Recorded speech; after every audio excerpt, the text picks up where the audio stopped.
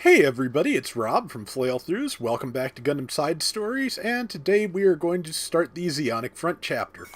So, let's see what that is. Fenrir's Fang. Okay, so I'm assuming this is the Fenrir team. So, here's the thing about Zeonic front. I did own it. I think I still own it. And I played a very tiny amount of it because at the time we had gotten a Gameshark for our PS2, and my brother decided to give Zeonic Front a try, and you can do a lot of fun things with Zeonic Front and a Gameshark. You can give yourself, like, all kinds of advanced mobile suits and such, make yourself invincible, etc. We only had one memory card for the PS2, and as it turns out, Zeonic Front had a system data file. So by the time I got to the game, we had a system data file with like entire teams of like invincible Doms and Gelgugs, and really, actually, I don't think there were Gelgugs in that game. But anyway, the strongest things in the game, we had them, and I really kind of didn't want to play that way, so I let it go. And by the time he was done with it, sorry, having to get wires messed around while I'm trying to talk. By the time he was done with it, Gundam vs. Zeta Gundam, I think, was out, or either that or Federation vs. Zeon. I don't remember the exact time frame of those. I bet one of you will. But at any rate, there was something else I wanted to play. That may have been about when I got Dynasty Warriors 4, now that I think about it, because, man, I loved that game. I still love those games.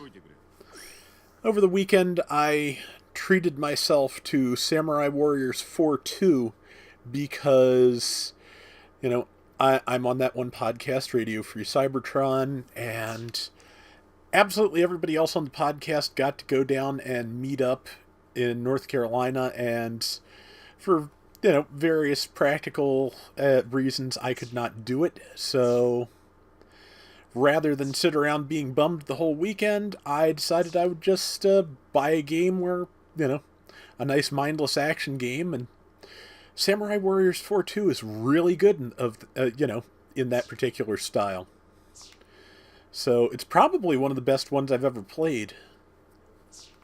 It still has a little bit of challenge to it, which sometimes the Warrior games don't, and I don't care too much because they're, cathartic, but it's fun. Okay, we've got two people, Nikki and Matt. Okay. I guess it's supposed to be Nick and Matt. But either way, yeah. Matt's got the Magella top. And a Zaku... Well, we both have Zaku bazookas. One of Matt's specials is leg missile pods. That's not bad. So, yeah. That looks good. Let's go. But yeah, 4-2 is pretty good. I was halfway tempted, I'm trying to think of some non-Gundam things to get up on the channel that since someone did ask.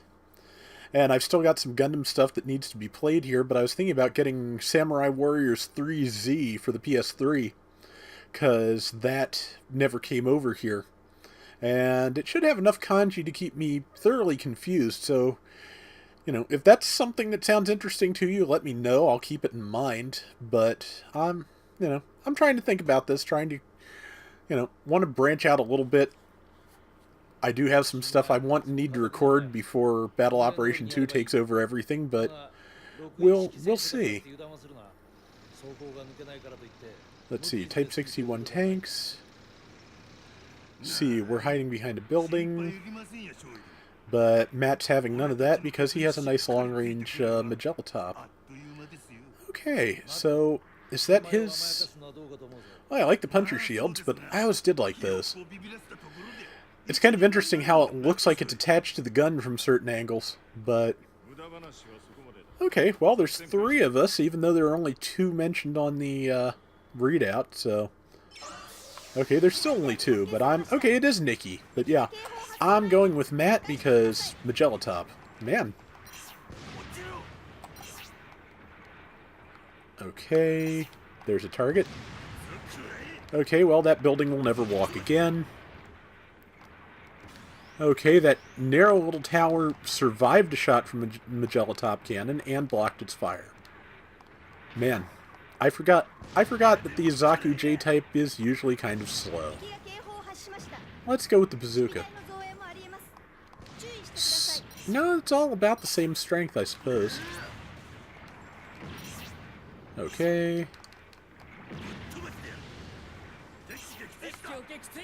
Okay, yeah, the last target is over there. Let's see, I'm getting back into the swing of this because it's actually been it's been over a week since I recorded because I just didn't have a chance throughout the week. So, man, that Medea is fairly strong, but I would like to kill it if I get a chance. It's about to launch. Yeah, I think that's what they're telling me, so... Destroy the Medeas. On it. Okay. You're interestingly gun-proof. Okay, that's because it was pointed at the one behind it, so...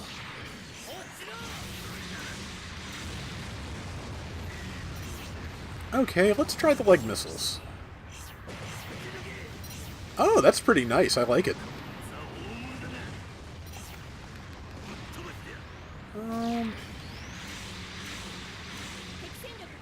Yeah, I think I was talking to somebody in the comments about the sounds in this game, and after First Gundam, they kind of changed all of the sound effects for mobile suit weapons, and this uses the sound effects from used in Zeta on forward, which means that even the Heat Hawks sound like lightsabers, and I am kind of not down with that. I don't remember if Heat Hawks made any particular sound in the original series.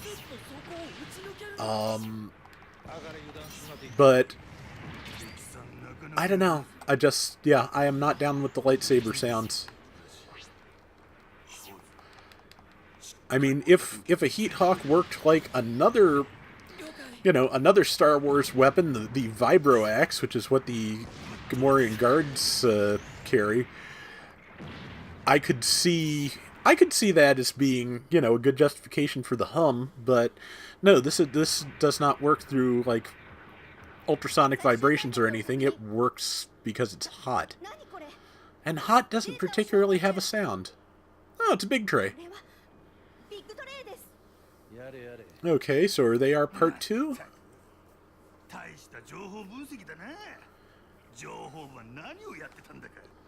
Okay, let's do this.